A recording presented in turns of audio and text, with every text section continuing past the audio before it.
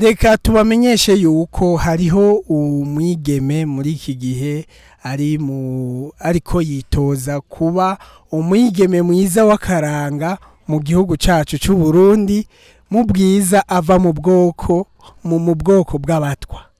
Uyu munsi akaba ageze kuri iyo ntambwe. Mbega mubwiye iki mwebwe nk'abakurambere kuri we mushobora kuba mubizi cyangwa mukaba mutabizi mugabo muvyumvireho.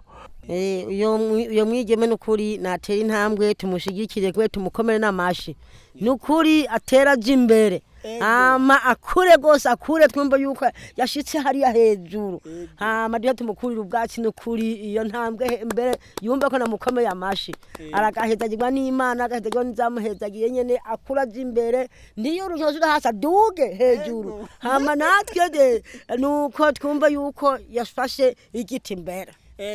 Kandi yitwa Tricia. Mwakure. Yitwa gute? Dirisa.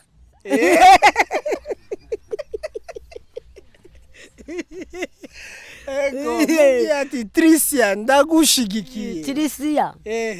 Tricia ndagushigikiye Imana iguhezagire ukuruja imbere mwananje nk'umuzinga.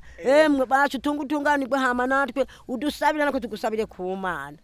Twomusabira ku Mana ko ibintu byogenda neza kazoduserukira hanyuma Imana imaze kumutera iteka no muri komine Mubimbi azohashike tumusaba imigisha n'imihezagiro Imana ibandaye imugirira neza n'abazoba bariko barakota amanota baze bayakote neza bafashijwe n'Imana imwongerereza imigisha.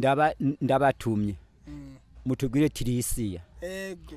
Uti Abatwa b'Mubimbi ari barimo baso wanyu uti uzubagendere bakubone baguhunda amajwi agwiriye cyane uti ico barakigusabye Tricia imiryango y'Abatwa b'Mubimbi uti twarashitseyo basabye ko woshiki Mubimbi bakakubona bati barakwipfuza cyane amahoro y'Imana mubane nayo.